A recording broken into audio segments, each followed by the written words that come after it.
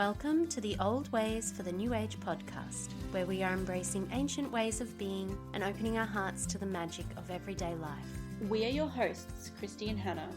Join us as we romance the ordinary, re-enchant our own lives with plant magic, and get ourselves back to the garden.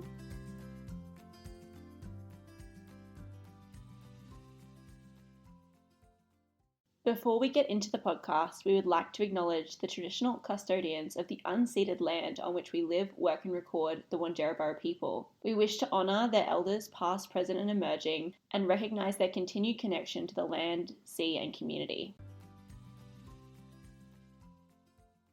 Welcome back everybody. This is Hannah and I'm about to walk you through this week's episode. It's a very exciting one. We're in February now and we are going to be talking a little bit about love, particularly self-love, rituals around self-love, but I'm also going to be firstly jumping into a discussion around aphrodisiac herbs, what they actually are, how we should really be using them.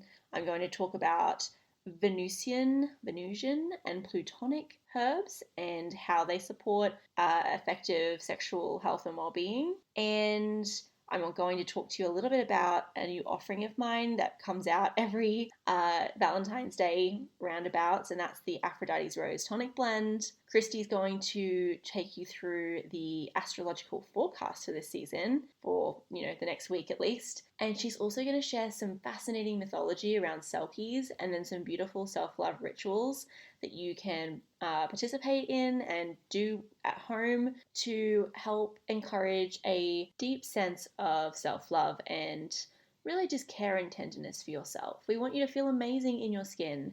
And so she's going to be talking a little bit about some rituals you can do with salt and scrubbing.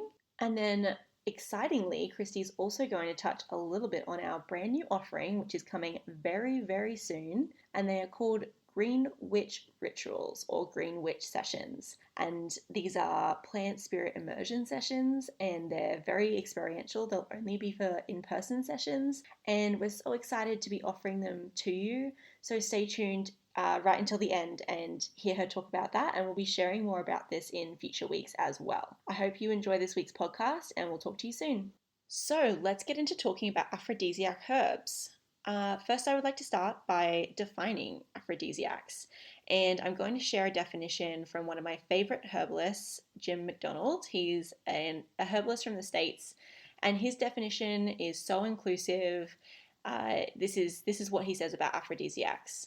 He calls them something that creates greater sensation and presence and enjoyment in sexuality. Now, I highly recommend that if you're new to Jim's work, or even if you're not new to Jim's work and you just haven't listened to it yet, please jump over to the Mountain Rose Herbs podcast and listen to his Energetics of Aphrodisiacs Part 1 and 2. They are long sessions. It's actually a recording of him giving a talk.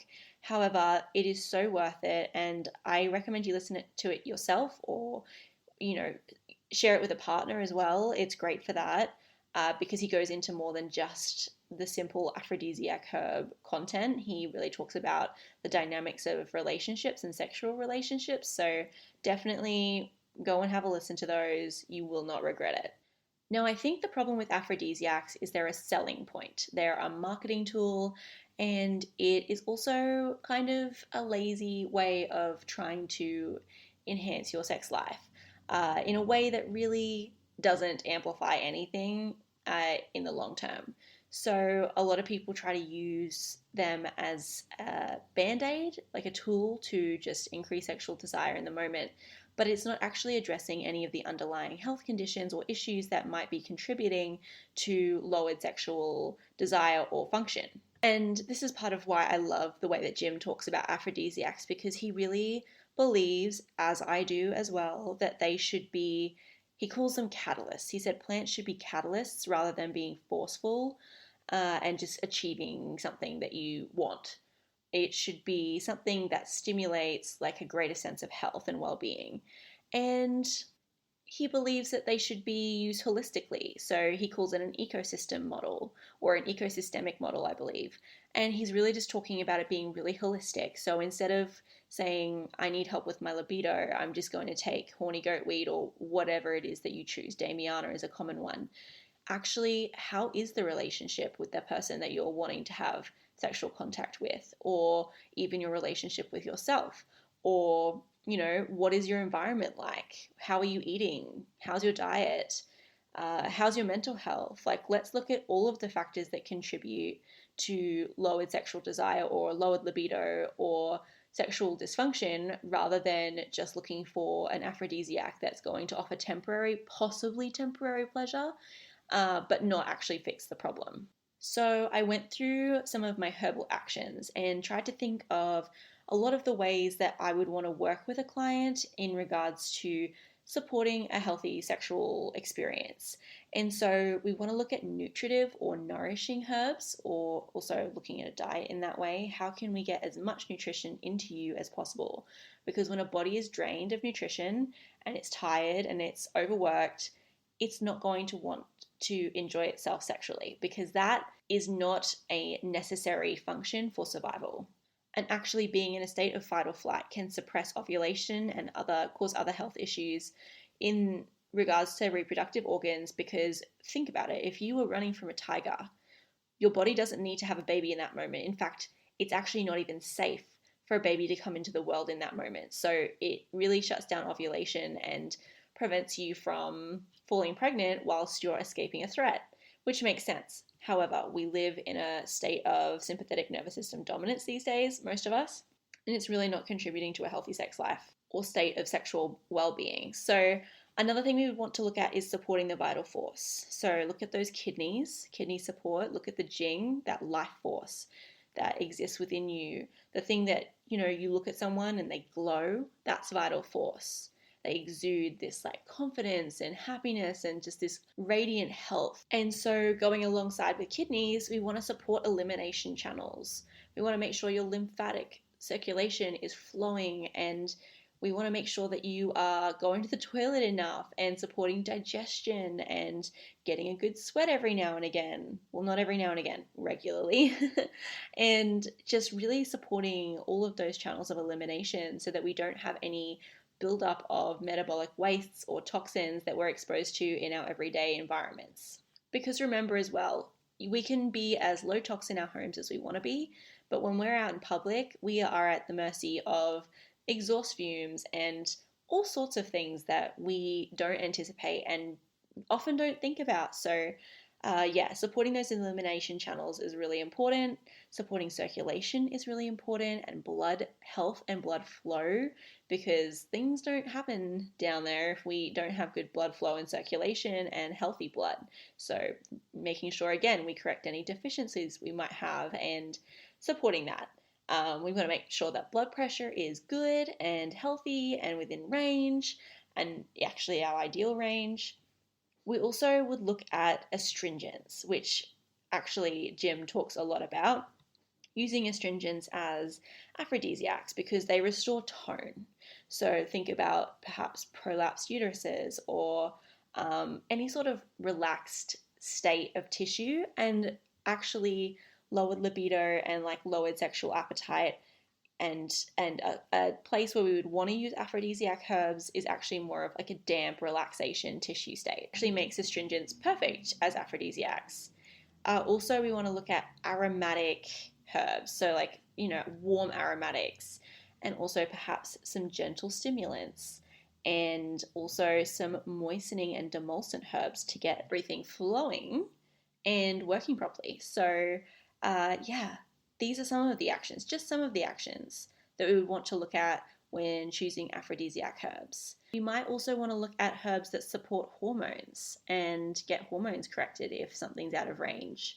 And again, the environment around you. So are you feeling really good in your space? Is there mood lighting? Is there music? Are there nice clean sheets? Does it smell good? What's the environment that you're wanting to have these experiences in? And does it facilitate a really lovely connection either with yourself or with a partner? So as you can see, there's a lot more that goes into using and choosing aphrodisiac herbs than just horny goat weed is supposed to be good. Also, if we're bringing in the astroherbalism aspect to this, we would be looking at Plutonic/Scorpionic herbs, and then also Libran and Venusian herbs. So these planets and signs correspond with sexual organs, blood, bowels. Again, there's your elimination channels, but also lower back, kidneys, reproductive organs, endocrine system, all of the things and channels that we just discussed. So what are some of the herbs that I would choose? If we actually are looking at aphrodisiacs, now that we've talked about some of the considerations we might make before choosing these herbs, also, as a note that's important to consider is, what is your constitution like? Do you know if you run hot, cold, damp, dry? What is your personal constitution? Because that really does determine whether a herb is right for you or not. But yeah, so let's talk about Venusian herbs.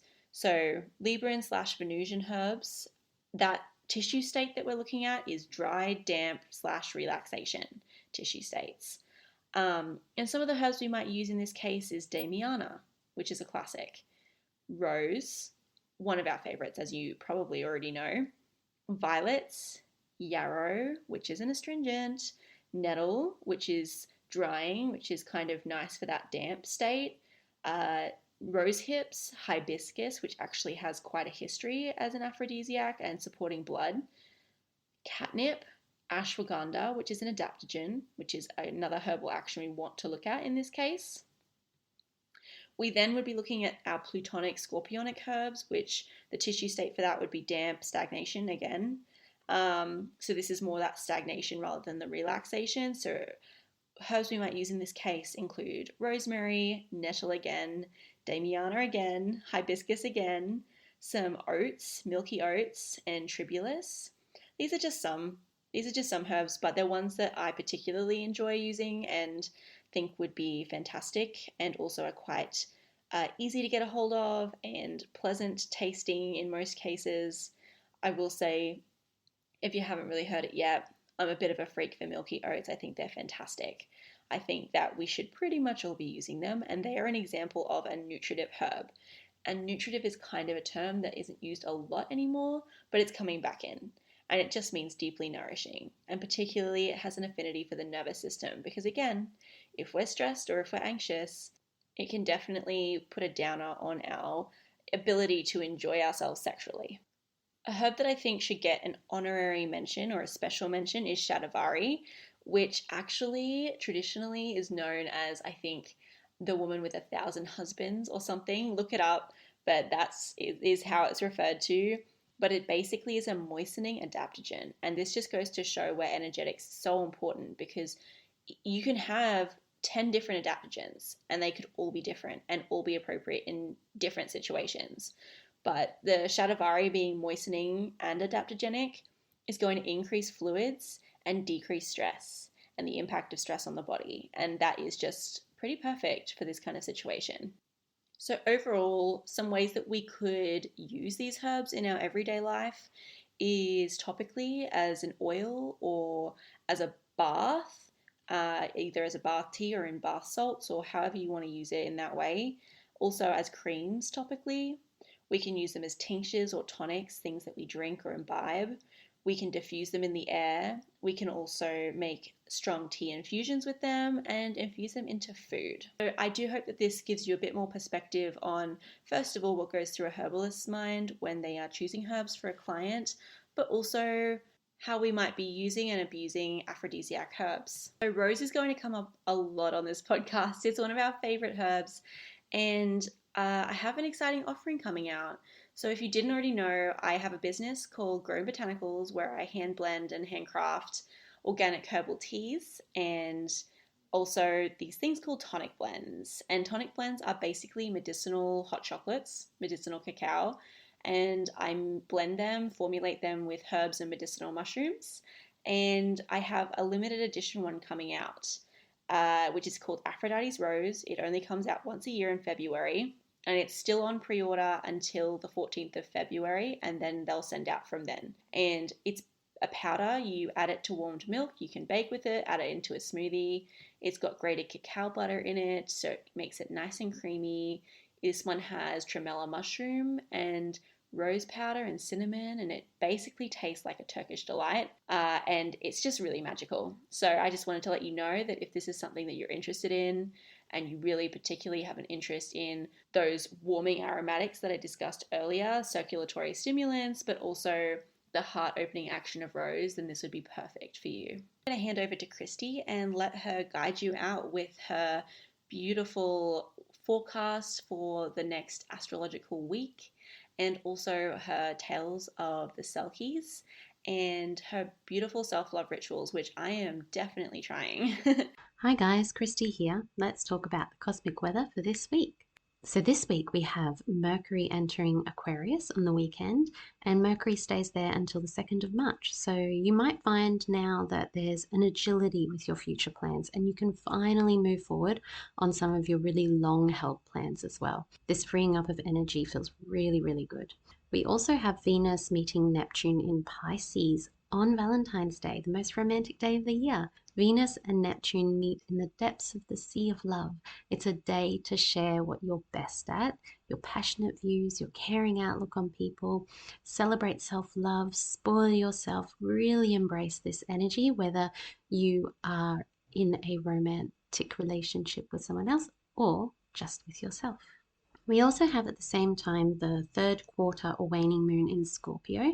So it's actually a really great time to focus on letting go of negative self-talk, image, beliefs, and practices, and letting more self-love, nurturing, and even pampering come in. So Scorpios shed their skin as part of a rebirth process. And I think we all go through this process time and time again. So using it as part of the self-care routine and imbuing the ritual with your intention can really help you move past some stagnant energy. And it actually reminds me of the ancient Celtic myths about Selkies, which is one of my favorite myths. So Selkies are mythological beings capable of changing from seal to human form by shedding their skin. So the folktales generally revolve around females when they come out of the sea as seals. They shed their skin and take on a human form, and then they fall in love, and usually they get married and have children, and many years go by, and then they find, or their children help them find, their seal skin, and when they put their seal skin back on, they return to the sea and disappear. Sometimes for good, sometimes they come back to visit once a year. There's actually a lot to unwrap in this myth, but I chose to share it here just briefly because it's inspired a beautiful ritual for physical and energetic shedding of the skin to do with this particular astrological movement, with sea salt as a sea salt scrub. But first, before we get into that, let's start talking about love, because it is Valentine's Day this week, and I wanted to talk specifically about self-love. I'd like to start off with a quote by Phyllis Coureau, which I adore. It's one of my most favorite quotes. Most people know intuitively that when you fall in love, the world is full of magic. But what they don't know is that when you discover the universe is full of magic, you fall in love with the world. I feel like this quote helps us to see the world through a different lens, because when you're living from your heart, every moment in the world brings you back to another chance to fall in love, not just with yourself, but also with the world around you. So let's talk about what self-love actually means. I did a little Google search for this, and there was a lot. My favorite was actually, self-love is finding peace within ourselves, resting comfortably within the depths of our own being. I thought that was really beautiful. To me, self-love at its core means accepting yourself fully. It doesn't mean trying to make yourself better or looking at your faults and trying to improve. It means loving yourself just the way that you are and accepting yourself fully. And it also means treating yourself with kindness and respect. And that's not just with your thoughts and feelings, but also with your actions. It's how you treat yourself. It means taking good care of yourself, having good boundaries, prioritizing yourself. It means giving yourself a break from self-judgment occasionally. And it means trusting yourself, being true to yourself, simply just even being nice to yourself. And most of all, I think it means forgiving yourself when you aren't doing those things. So the ways that you could practice self-love would be to become more mindful to start with. So really check in with yourself. People who have more self-love tend to know what they think and feel, and it's really important for you to discover yourself, to peel back the layers and actually really embrace your authentic self. Find out what it is that makes you truly the happiest, specific to you. It's also taking actions based on need rather than want. I think that's really, really healthy, and it's practicing good self-care. So you love yourself more when you take better care of your basic needs. It's putting self-care on the top of the list, or at least near the top of the list. So the other morning I was thinking about all the tasks I had to do that day, and I was getting a bit overwhelmed and not feeling very excited about the day. And I suddenly realized that I didn't have any time for joy in this day. There was nothing on my list that made me feel like, oh, yes, that's exciting. I really want to do that. And I think this is really common. And so what I actually did was I put up the top, find joy in little ways throughout the day. What's the point of going through a day when it's completely task orientated and you have no joy in it? And of course, we have responsibilities, we have things we must do, but we can change the way that we do them by looking for the joy in each thing. So, where are ways that you can find joy in little ways throughout your day? I think that's good self care as well. Making room for healthy habits is another really good one. So, actually starting to truly care for yourself. This is your body, it's the only one that you have. Why treat it badly? Show yourself that love. Okay, so one of the ways that we can do this is a really beautiful ritual. So, this weekend, I invite you to do a salt body scrub. Bring yourself some of this loving in and remove some of the negativity. The benefit of a salt scrub is that it not only helps to exfoliate the skin, but it also encourages detoxification by stimulating your lymphatic system, which in turn helps your immunity. Bonus. It really helps your body's natural detoxification process. It eliminates stagnant toxins, and I feel like it just has this beautiful symmetry with the conceptual idea of shedding your skin. You're actually really shedding your skin as well as energetically shedding your skin. Salt's actually a form of crystal and it's really effective in clearing and purifying. So that means purifying the aura and the chakras as well. It's not just purification on a physical level, but also on an energetic level as well. All right, so the salt ritual for the recipe. All you need is 1 cup of sea salt. You could use pink Himalayan sea salt for this. I actually prefer to use Celtic sea salt. I feel like it just goes so well with the whole Selkie myth. It's beautiful. And the fine Celtic sea salt actually feels really beautiful on the skin too. You don't want something that's going to be really coarse. Salt can actually be quite sharp, and that's far too harsh for the skin. And you can find Celtic sea salt quite easily online too. So you take 1 cup of the salt, a 1/4 cup of oil. You could use olive oil if you have nothing else at home. Fractionated coconut oil also works really well. Avocado oil, almond oil. If you want to scent it, I would put 10 drops of essential oil in the oil first, in the carrier oil, to dilute it before you add that to the salt. You only need about 10 drops of essential oil. You don't need much. Generally, I would recommend for this sort of thing citrus oils or peppermint, something really fresh and clearing. But for this recipe in particular, I think rose is the key. Rose is such a great ally for love, for self-love in particular, and for healing the heart. So you could pop some rose essential oil into that, or you could add, you could do both as well. You could add 1 tablespoon of ground botanicals, like ground up rose petals. You could change it up for other rituals, but for this one I would use rose petals. And you could forego the essential oil if you're not happy to use essential oils and just use the ground up rose petals. And of course you can do both if you really want. So it gives you the beautiful energetic properties of rose as well by doing this. And I think using roses from the garden would be amazing if you have them. Just heighten the energetic magic. Mix it all together in a beautiful bowl. Jar up any excess that you don't use. So take the bowl. I generally use a wooden bowl for this because I feel like it just takes away the risk of dropping the bowl and breaking it in the bathroom. Okay, so now the ritual. What you want to do is you want to set the scene in the bathroom. So light some candles, turn it into a really beautiful ritual. Lock the door, make this time for you. What I usually do is I use the shower and the bathtub. So I'll run the bath and get the room all steamy. I'll put some rose petals in the bath water. And then what I do is I stand in the shower and you get a handful of salt. You start at your feet and you work your way up to your heart, and then you start at your hands and work back towards your heart as well. And you could do your neck very gently, don't do your face, and move down to your heart from there too. You want to go in counterclockwise motions, and as you're doing this, I want you to think of all the negative self-talk that you tell yourself. I want you to think of all the times someone said something to you that was negative, something that hurt your feelings, any memories that have really stuck with you that you've taken on into yourself and haven't been able to let go of. Anytime you felt embarrassment, shame, anything that has contributed to a negative self-image of yourself. And then once you finish scrubbing, hop in the shower and wash the salt away. And as you do that, just imagine all that negativity just washing away with the salt down the drain. Then do the same thing again, but this time use clockwise motions, and this time thinking of all of the things that you love about yourself, saying them out loud, saying all the beautiful things that you wish other people had said to you. Say them to yourself, even out loud, and then you could either rinse it off again or jump in the bath. I actually prefer to do that. I prefer to get in the bath because then all the salt comes off my body and goes into the water, and it makes the water charged with all those positive emotions and affirmations. And if you wanted to add another element, this is also a great time to do what is generally called a glamour, but I prefer to call it mirror work. So if you can find yourself a beautiful handheld mirror, something that you only use for this kind of thing, but you treasure it, it's gorgeous, you love this mirror, it's something really special. Whilst you're in the bath, take the mirror and just gaze at yourself. And again, repeat all those things that you love about yourself. Really tell yourself how much you love yourself, why you love the things that you love about yourself. And it's also a really good time here to actually say the things that you forgive yourself for. And you'll probably cry at this point.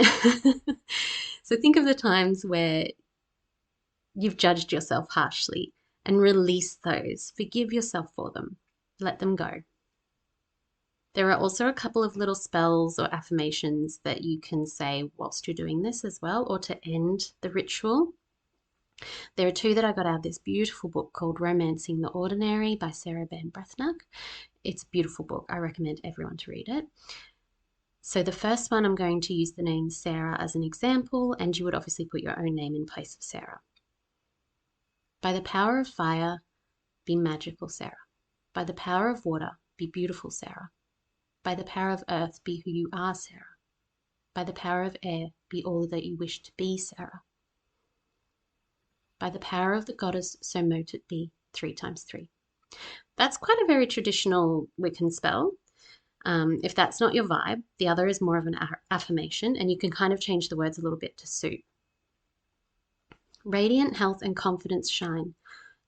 Illuminate this face of mine. Bold, beautiful, sassy, brave, and smart. I inspire faith while winning all hearts. And also just keep in mind that this is not about winning hearts in a romantic way. It's more about showing our true selves to the world and having the faith and confidence that we're going to be well received. A lot of us carry that wound that we're not going to be well received by the world, that we're going to be judged, or even going to be judged quite harshly, in fact. And a lot of times we actually remember the times that we have been judged harshly, and it becomes more of like a survival mode to hide away a little bit. So I love that this affirmation is about having faith that you can show up and be received in a kind way. And just change the words around, maybe bold, beautiful, sassy, etc. doesn't feel resonant to you. So insert words that actually feel more resonant.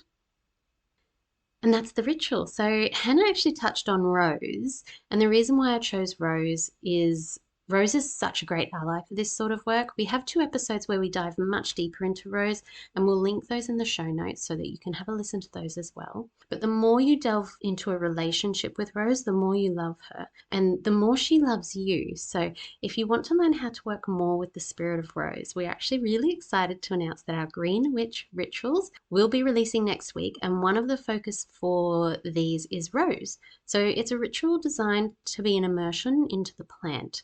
Not only the physical plant, but the plant spirit as well.